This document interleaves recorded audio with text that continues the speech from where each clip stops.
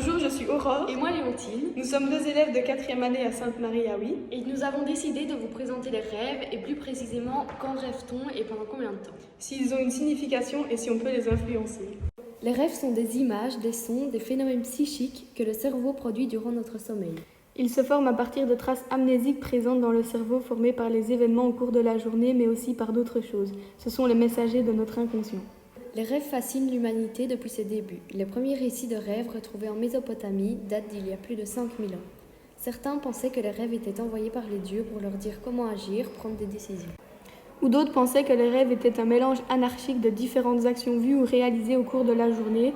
Le cerveau fait en quelque sorte un mélange de tout et il en ressort un rêve parfois peu cohérent.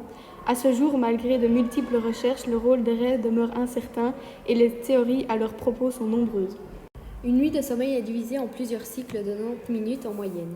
Chaque cycle de sommeil se découpe en 3 parties. L'éveil calme, le sommeil lent, profond ou léger et le sommeil paradoxal. La phase d'éveil calme est la première. Elle ne fait pas totalement partie du cycle de sommeil, comme elle n'intervient qu'en début de nuit. Pour plonger dans un sommeil lent et léger, il faut passer par la phase d'éveil qui peut durer plus ou moins longtemps. Durant la phase d'éveil, nous sommes pleinement conscients et éveillés, mais notre esprit peut s'évader dans des réflexions à la frontière entre la réalité et le rêve. Juste après arrive le sommeil lent profond.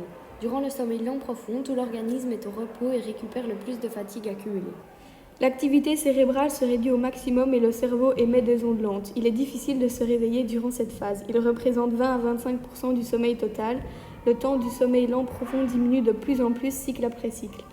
Ensuite, nous avons le sommeil lent léger. Notre sommeil est fragile. Une simple lumière ou un simple bruit peut nous réveiller.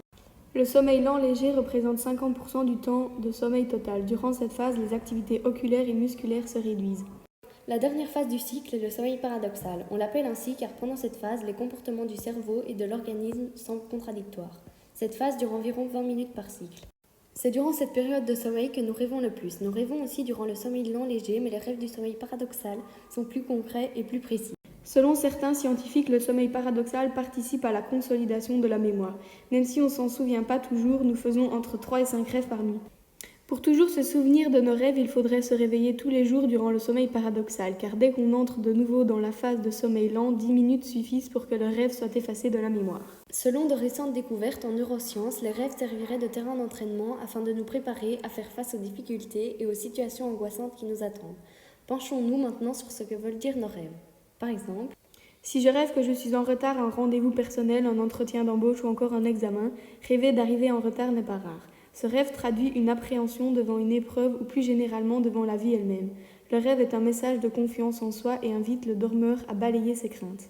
Si je rêve que je suis malade, la maladie en rêve est relative à un état de mal-être. C'est un signal par rapport à notre santé mentale. Cela veut aussi dire que la maladie en rêve est le reflet d'un besoin d'être chouchouté, que les souffrances soient enfin écoutées. Si je rêve que je tombe, si le rêve de chute est souvent inquiétant, c'est une invitation à plonger en soi pour solliciter ses ressources intérieures. Il peut aussi être question d'une mise en garde face à une personnalité égocentrique ou face à une tentation orgueilleuse. En cas de situation instable, déménagement, examens médicaux, incertitude professionnelle, la chute est révélatrice du sentiment d'insécurité. Il y a beaucoup d'autres significations de rêve. Peut-on les influencer? C'est une question que beaucoup de monde se pose. La réponse est oui, mais ce n'est pas si simple à faire. Et il y a certains facteurs qui aident à les influencer. Par exemple, pensez à ce dont vous voulez rêver avant de dormir ou l'écrire sur un carnet. Dormir suffisamment, plus ou moins 8-9 heures par nuit. Essayez de contrôler les sons et les odeurs pendant que vous rêvez, car ceux-ci peuvent affecter les rêves. Par exemple, si vous entendez un film en fond, le rêve pourrait suivre certaines scènes du film. Ou encore, si quelqu'un cuit de la viande, vous pourriez rêver de viande. Votre humeur peut aussi influencer votre rêve. Par exemple, si vous vous couchez en étant anxieux, vous pourrez rêver de désastres comme une inondation ou une tornade. Le fromage peut aussi influencer vos rêves. Une étude a montré un lien entre le fromage et le type de rêve chez plusieurs participants. Le bleu a tendance à provoquer des rêves bizarres. Le cheddar entraîne des présences des stars dans les rêves. Tous ces facteurs pourraient vous aider à influencer vos rêves. On espère que cette vidéo vous a plu et que maintenant vous en savez plus sur les rêves. Merci de nous avoir écoutés.